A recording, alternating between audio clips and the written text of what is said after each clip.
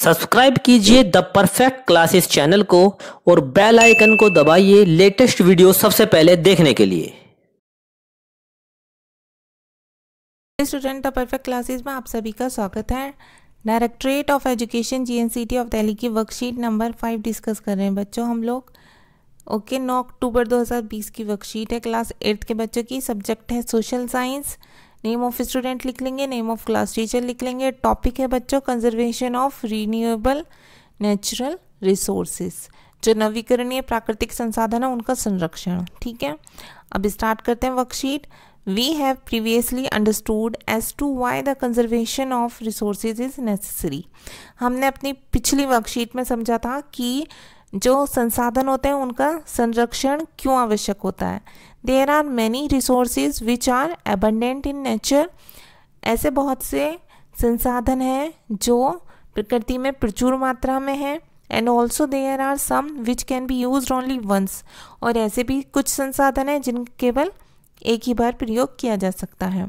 We knew it as renewable resources and renewable resources respectively.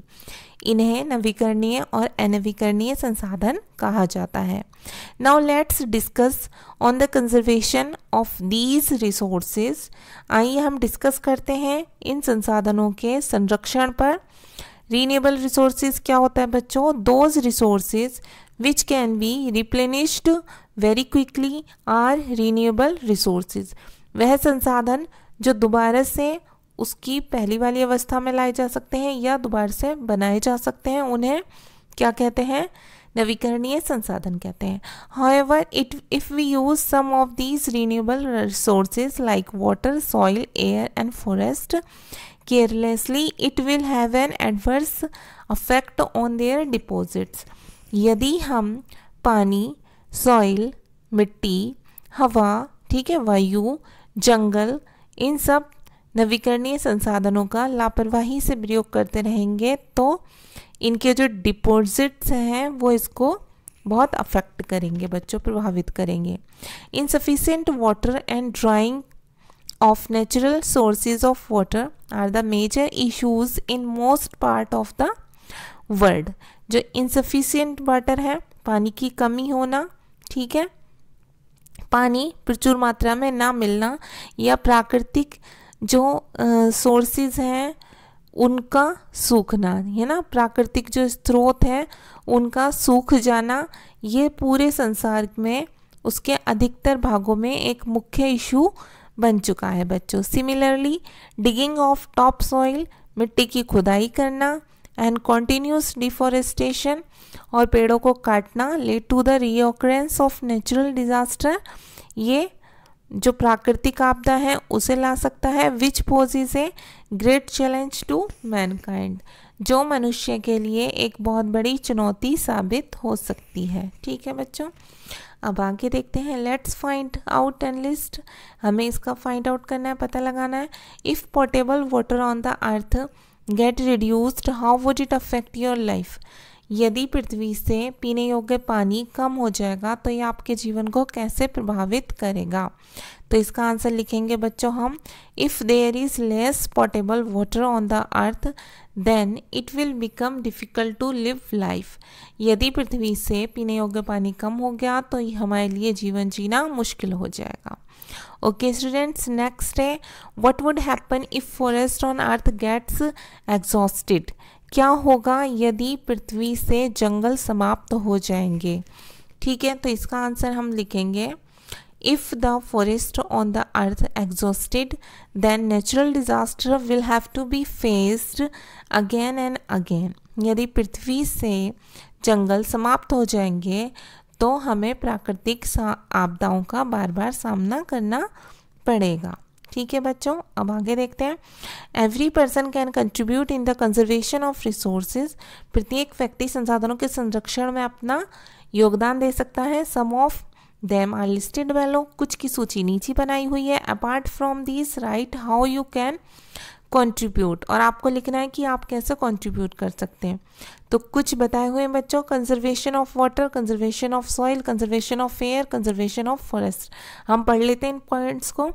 Bye not using portable water for cleaning roads and washing vehicles. जो portable water है, पीने योग्य पानी है, हमें उसका सड़क को धोने के लिए या अपने वाहनों को धोने में प्रयोग नहीं करना चाहिए। सेकेंड पॉइंट बता हुआ conserving water while doing daily course bathing washing etcetera. जो संरक्षण कैसे हो सकता है कि हमें पानी को कंजर्व करना चाहिए, संरक्षित करना चाहिए। कब? जब हम अपने डेली के कार्य करते हैं, जैसे बाथिंग हो गया, वॉशिंग क्लॉथ्स हो गया, नहाने का या कपड़े धोने का काम। अब बच्चों ये इसमें देखिए सब में ही पॉइंट्स दिए हुए हैं, ये हमें खुद लिखने हैं ये सब, ठीक है। पहले हम पढ़ लेते हैं फिर हम लिखते हैं आगे। कंजर्वेशन ऑफ सॉइल कैसे बताया हुआ है। Number 1 point, by using fertile land for agriculture only. जो उपजाऊ भूमि है उस पर ही कृषि करनी चाहिए केवल, ठीक है। उस पर कृषि कर कर हम क्या कर सकते हैं, उसको कंजर्व कर सकते हैं, संरक्षण कर सकते हैं उस मिट्टी का। सेकंड है building homes and factory only on barren land. हमें बंजर भूमि पर घर और फैक्ट्री बनानी चाहिए और जो फर्टाइल लैंड है उस पर ही खेती करनी चाहिए, मतलब उस पर घर और फैक्ट्रीज नहीं बनानी चाहिए क्योंकि वो हमारी खेती के लिए होती है। ओके स्टूडेंट्स, 3 पॉइंट्स है। By not using plastic, plastic का यूज़ ना करके। कंजर्वेशन ऑफ एयर कैसे कर सकते हैं हम, वायु का संरक्षण। फर्स्ट पॉइंट है बाय नॉट बर्निंग प्लास्टिक और वेस्ट प्रोडक्ट। प्लास्टिक या अपशिष्ट पदार्थों को ना जलाकर, ठीक है बच्चों। सेकेंड पॉइंट है प्लांटिंग सैपलिंग्स, पौधे लगाकर। And by not plucking leaves, और पत्तियां ना तोड़कर। कंजर्वेशन ऑफ फॉरेस्ट, जंगलों का संरक्षण कैसे कर सकते हैं। फर्स्ट पॉइंट है by not treating or wasting the papers will conserve forest as it is made by trees only। जो वेस्टिंग पेपर्स होते हैं बच्चों, जो फटे हुए कागज़ होते हैं, उनको संरक्षित कर कर, क्योंकि वो जंगल के जो पेड़ होते हैं उनसे बनाए जाते हैं, ठीक है। उनको फाड़ कर ना फेंकें, उन्हें वेस्ट ना करें अननेसेसरी, ऐसे हम कंजर्व कर सकते हैं। नेक्स्ट है gifting saplings on anyone's birthday और स्पेशल ओकेज़न। किसी का घर कोई स्पेशल ओकेज़न हो या किसी का बर्थडे हो तो हम उसे गिफ्ट में एक पौधा दे सकते हैं। अब क्वेश्चन आंसर देख लेते हैं। क्वेश्चन नंबर 1 है what are renewable resources. Renewable resources कौन से होते हैं, क्या बोलेंगे हम, उसकी डेफिनेशन कैसे देंगे वो हमें लिखना है। तो रीन्यूएबल रिसोर्सेज जो होते हैं बच्चों वो नवीकरणीय संसाधन बोलते हैं हिंदी में। कहाँ पर है उनका आंसर, ये वर्कशीट में ही है। आंसर नंबर 1 आप यहाँ से लेके यहाँ तक लिखेंगे, बस ओनली एक लाइन मैं पढ़ा देती हूँ आपको, ठीक है। Renewable resources, those resources which can be replenished very quickly are renewable resources. Okay students, answer number 2 देखिए, how can we reduce the wastage of water. अब इसका आंसर हम लिखेंगे, इसका आंसर देख लेते हैं हम पहले बच्चों। The wastage of forest can be reduced in the following ways, by conserving water, by changing the agriculture irrigation system. जो फॉरेस्ट का वेस्टेज है उसे हम कम कर सकते हैं इन तरीकों से। कैसे? बाय कंजर्विंग वाटर, मतलब पानी को संरक्षित करके। दूसरा पॉइंट लिख देंगे bye changing the agriculture irrigation system, और जो कृषि की सिंचाई व्यवस्था है उसमें बदलाव करके, ठीक है बच्चों। क्वेश्चन नंबर 3 देख लेंगे। क्वेश्चन नंबर 3 है suggest the ways for the conservation of forest. जो जंगल है उसके संरक्षण के तरीके सुझाइए, ठीक है। अब जंगल का संरक्षण कैसे करेंगे, तो देखिए यहाँ पर हमने ये पॉइंट्स दिए हुए हैं बच्चों जंगल के संरक्षण के लिए। कंजर्वेशन ऑफ फॉरेस्ट थी, ठीक है, ये आप आंसर नंबर 3 में लिखेंगे, और ये और भी लिखना है कहीं, मैं भी बताऊंगी आपको। कंजर्वेशन ऑफ फॉरेस्ट में आप ये लिख सकते हैं, क्या लिख सकते हैं, फर्स्ट पॉइंट डालकर लिखना, आप इसे फर्स्ट डाल देना। कंट्रोल ओवर फॉरेस्ट फायर, आप कंट्रोल कर सकते हैं, जंगल में लगने वाली आग को नियंत्रित कर सकते हैं। नंबर 2 डाल के लिखेंगे प्रोटेक्शन ऑफ फॉरेस्ट, जंगल को रक्षा कर सकते हैं उसकी, ठीक है, अननेसेसरी पेड़ ना काटे जाए वहाँ से। 3 लिख सकते हैं बच्चों regulated and planned cutting of trees, नियंत्रित कर सकते हैं, योजना बना सकते हैं जो पेड़ काटे जा रहे हैं उनकी, इस तरह से आप संरक्षण कर सकते हैं। ये आप आंसर नंबर 3 में लिख लेना। अब देखिए कंजर्वेशन ऑफ फॉरेस्ट की बात हुई है यहाँ, और क्वेश्चन में यहाँ पर कंजर्वेशन ऑफ फॉरेस्ट ही है, तो यही आंसर आप लिख देना। ओके स्टूडेंट्स, अब क्वेश्चन नंबर 4 की बात करेंगे। Why is it necessary to conserve resources for the future. तो बच्चा इसका आंसर हम लिखेंगे resources conservation is necessary for the future because संसाधनों का संरक्षण आवश्यक है हमारे भविष्य के लिए, क्योंकि फर्स्ट पॉइंट लिखेंगे if resources are not used properly they will be finished prematurely. यदि हम संसाधनों का उचित प्रयोग नहीं करेंगे तो वह समय से पहले ही समाप्त हो जाएंगे। सेकेंड पॉइंट लिख देंगे if resources are not conserved then it will become a problem for the upcoming generations। यदि संसाधनों का संरक्षण ठीक से नहीं किया गया तो हमारी आने वाली जो पीढ़ियां हैं उनके लिए समस्या बन जाएगी। ओके स्टूडेंट्स, ये आंसर नंबर 4 हो गया।